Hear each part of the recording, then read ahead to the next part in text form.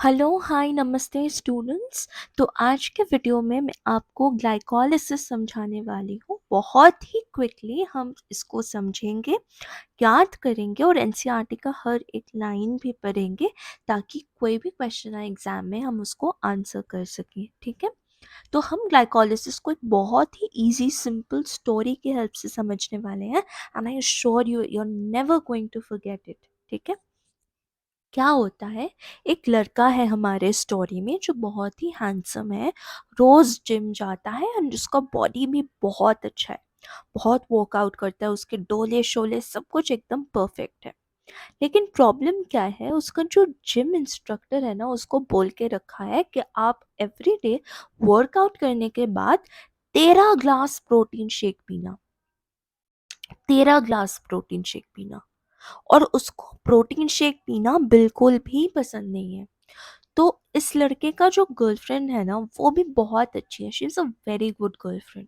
तो उस गर्लफ्रेंड को, वो अपने गर्लफ्रेंड को आके जब ये प्रॉब्लम के बारे में बताता है तो उसके गर्लफ्रेंड उसको सोल्यूशन देता है कि आप एक काम करो, आपके इंस्ट्रक्टर ने बोला है ना कि अच्छे बॉडी बनाने के लिए आपको 13 ग्लास प्रोटीन शेक पीना है, तो आप P low 13 glass protein shake. लेकिन उसके बाद मैं थोड़ी सी चीटिंग करूँगी। आपका जो फेवरेट फ्रूट है ना, पाइनएप्पल, मैं पाइनएप्पल के आपको 3 ग्लास जूस बना के दूंगी। तो आपका मुंह का टेस्ट फिर से अच्छा हो जाएगा। आपको प्रोटीन शेक पसंद नहीं है but pineapple juice is your favourite, so I make you 3 glasses of pineapple juice, but first please drink the 13 glasses of protein shake that the instructor has told you to.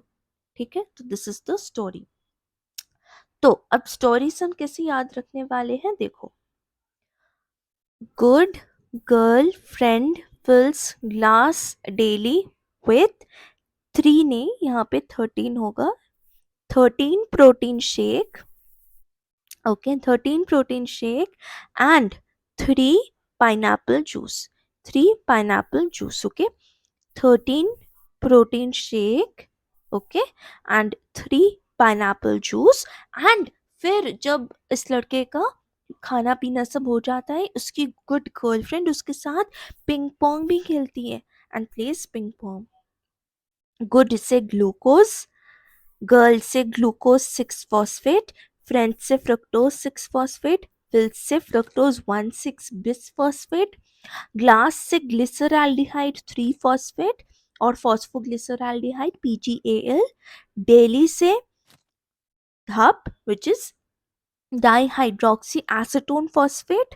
13 protein shake means 1,3 bis phosphoglyceric acid, 3 pineapple juice means 3 phosphoglyceric acid, blaze मतलब 2 phosphoglycerate, ping is phosphoenol pyruvate and pong is pyruvic acid. Will you remember this?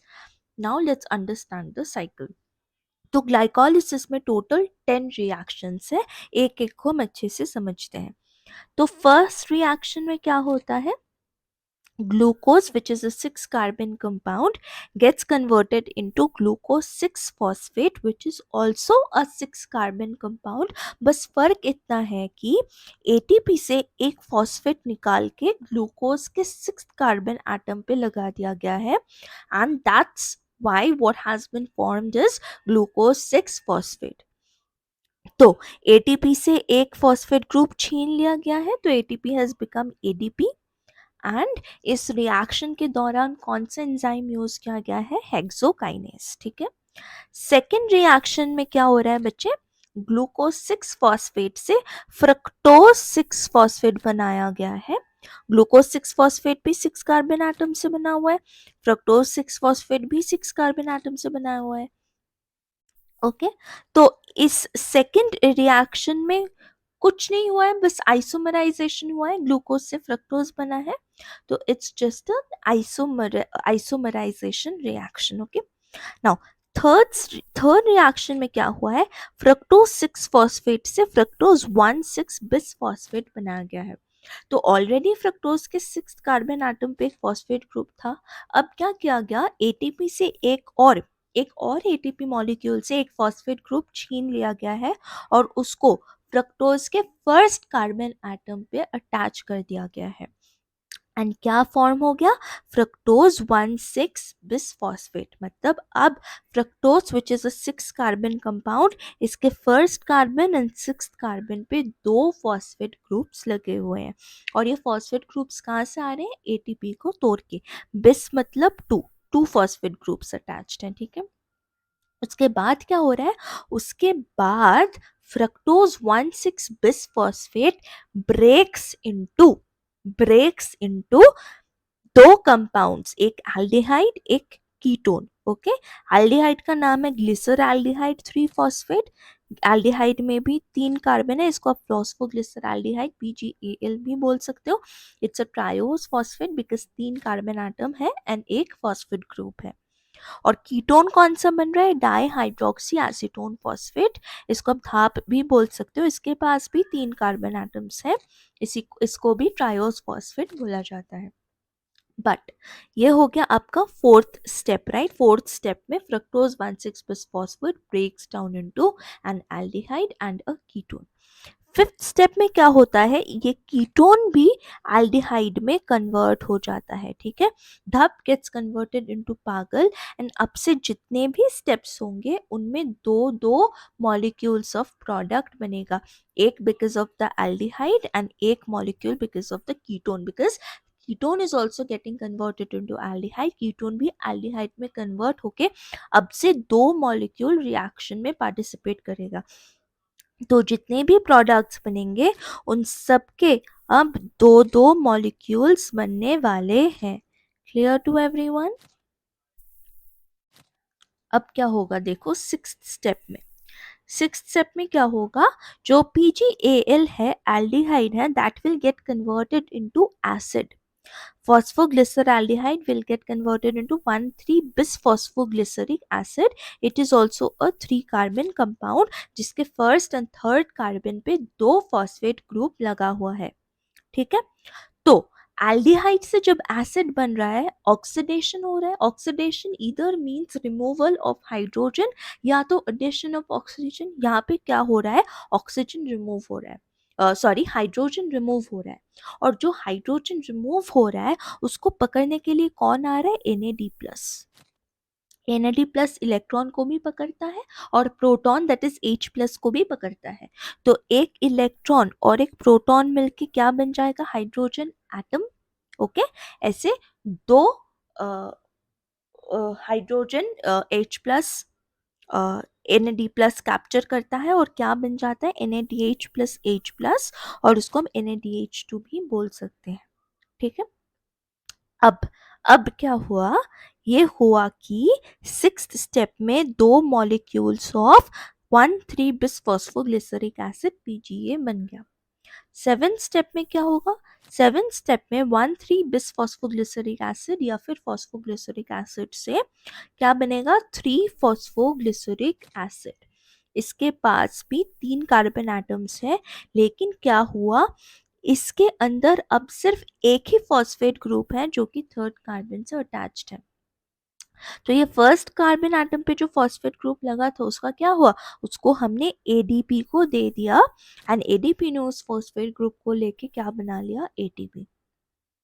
इस पूरे reaction के दौरान जो ATP हमें ऐसे directly मिल रहे हैं ADP से फॉस्फेट अटैच करके, जो ATP मॉलिक्यूल्स डायरेक्टली हमें मिल रहे हैं उसको हम बोलते हैं सबस्ट्रेट लेवल फॉस्फोराइलेशन। सबस्ट्रेट मतलब ड्यूरिंग द रिएक्शन जो हमारा रिएक्टेंट है, जो सबस्ट्रेट है उससे डायरेक्टली मिल रहा है। सबस्ट्रेट के फॉस्फोराइलेशन से डायरेक्टली मिल रहा है। Phosphorylation means addition of phosphate group. And ये NADH2 से भी हमें 3 ATP मिल सकता है। एक NADH2 molecule gives 3 ATP, but अभी नहीं, डायरेक्टली नहीं मिल सकता। इस NADH2 के मॉलिक्यूल को फर्स्ट पहले हमें ETS इलेक्ट्रॉन ट्रांसपोर्ट सिस्टम में भेजना पड़ेगा और ETS में एक NADH2 मॉलिक्यूल हमें 3 ATP देगा। तो ये अभी डायरेक्टली नहीं मिल रहा है, तो इसको बोलते हैं ऑक्सीडेटिव फॉस्फोराइलेशन, ठीक है। अब 8th स्टेप में क्या होगा, 3 फॉस्फोग्लिसरिक एसिड से 2 फॉस्फोग्लिसरेट बनेगा, that is 2 phosphoglyceric acid. This is also like an isomerisation reaction, ठीक है। सिर्फ थर्ड कार्बन से हटके अब second carbon atom of phosphoglyceric acid में फॉस्फेट ग्रुप लग गया है। नाइन्थ स्टेप में क्या होता है, कंडेंसेशन होता है, वाटर रिमूव होता है, तो 2 फॉस्फोग्लिसरेट से फॉस्फोइनॉल पाइरूवेट बनता है, पीईपी, पेप, फॉस्फोइनॉल पाइरूवेट बनता है।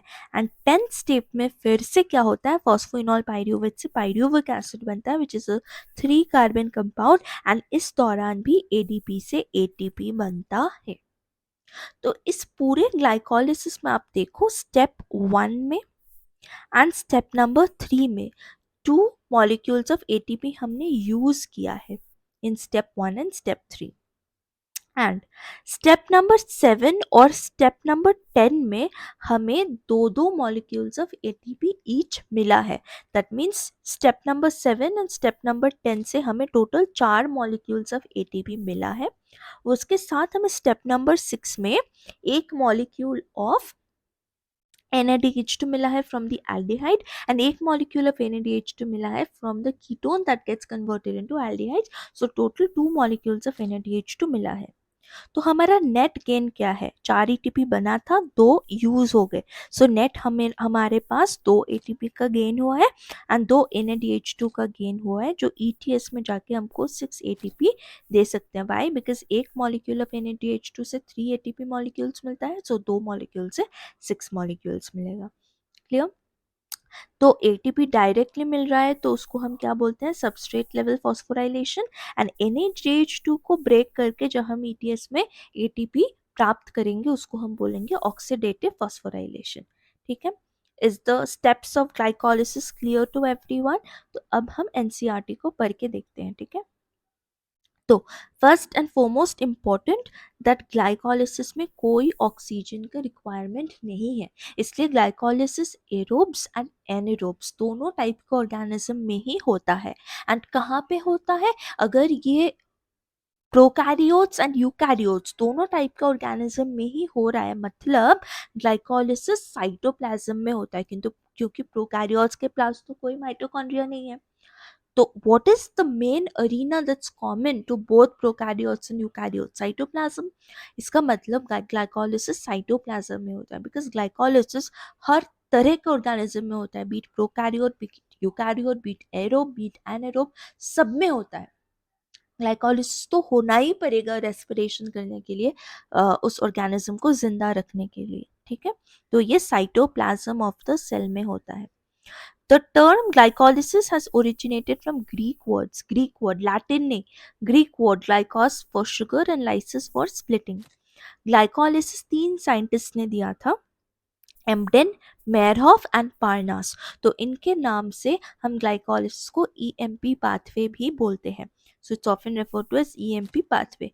एनाएरोबिक ऑर्गेनिज्म में तो सिर्फ और सिर्फ ग्लाइकोलिसिस ही होगा, क्योंकि इसके बाद क्रेब्स साइकिल एंड ETS के लिए ऑक्सीजन लगेगा जो इनके पास है नहीं, लेकिन ग्लाइकोलिसिस में कोई ऑक्सीजन नहीं चाहिए। तो एनाएरोबिक ऑर्गेनिजम्स में glycolysis is the only process in respiration.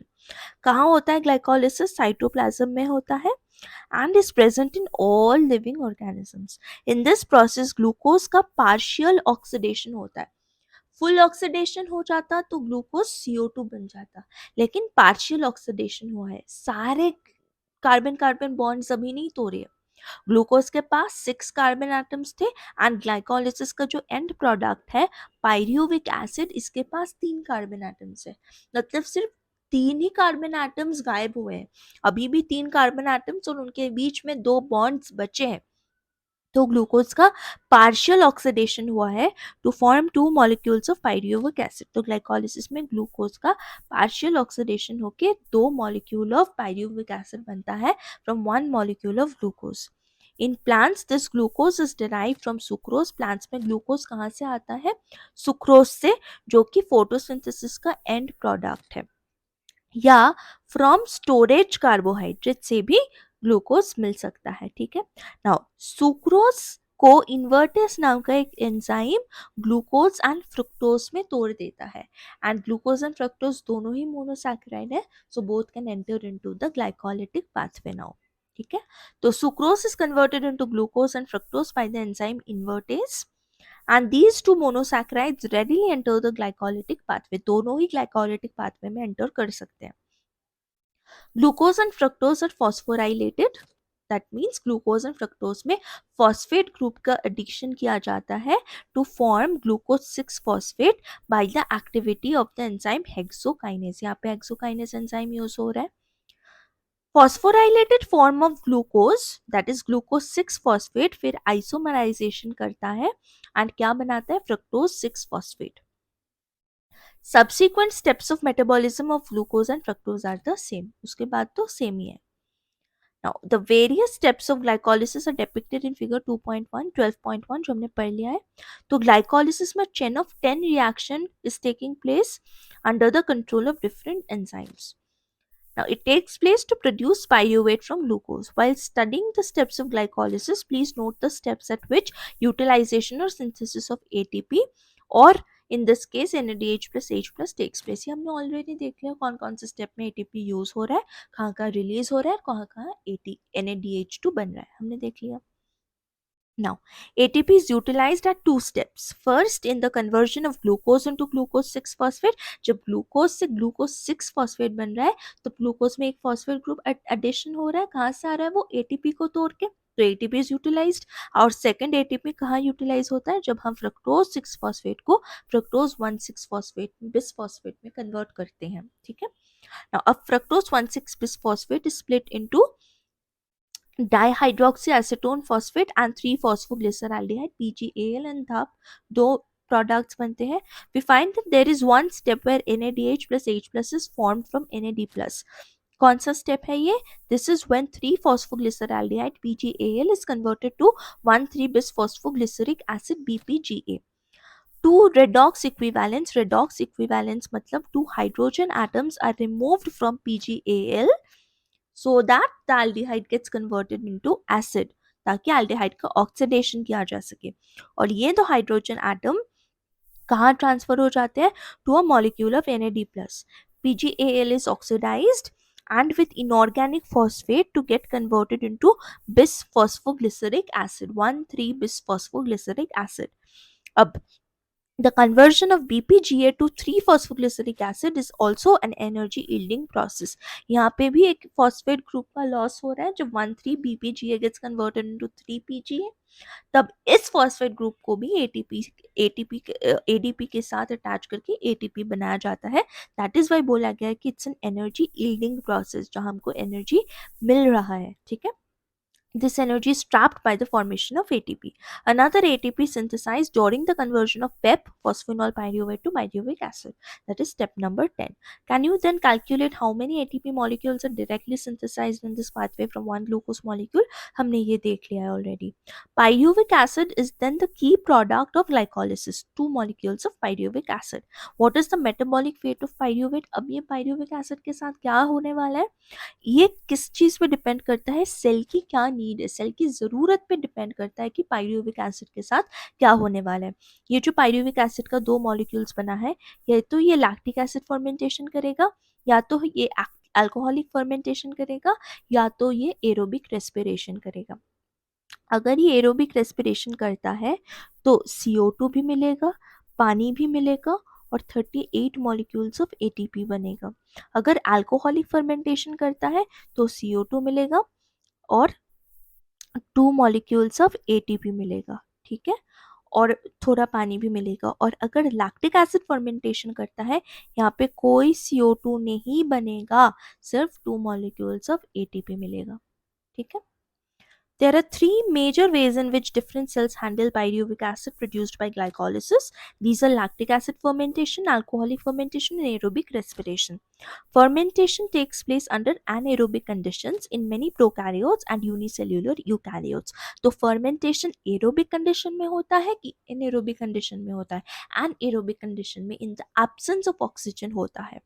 कौन कौन फर्मेंटेशन कर सकता है, एक तो प्रोकैरियोट्स दैट इज बैक्टीरिया कर सकता है, और दूसरा यूनिसेल्युलर यूकैरियोट्स। यूनिसेल्युलर यूकैरियोट्स में कौन आता है, protista and yeast. Yeast is the only unicellular fungi, remember. For the complete oxidation of glucose to CO2, glucose का कंप्लीट ऑक्सीडेशन हो जाएगा, मतलब ग्लूकोज में एक भी हाइड्रोजन नहीं बचेगा, ठीक है, सिर्फ कार्बन और ऑक्सीजन रहेगा। तो ग्लूकोज का मोस्ट ऑक्सीडाइज्ड फॉर्म क्या होता है, CO2। तो ग्लूकोज को कंप्लीटली ऑक्सीडाइज करके CO2 एंड पानी बनाने के लिए ऑर्गेनिजम्स ग्लाइकोलिसिस के बाद क्रेब्स साइकिल भी करता है, जिसको एरोबिक रेस्पिरेशन बोलते हैं, क्योंकि यहाँ पे ऑक्सीजन सप्लाई की ज़रूरत होती है। I hope you have understood the entire glycolytic pathway, students.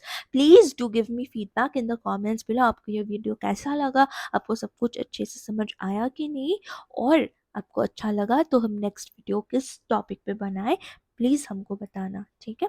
Thank you so much. पढ़ते रहे अच्छे से and revise many many many many times to multiple revision.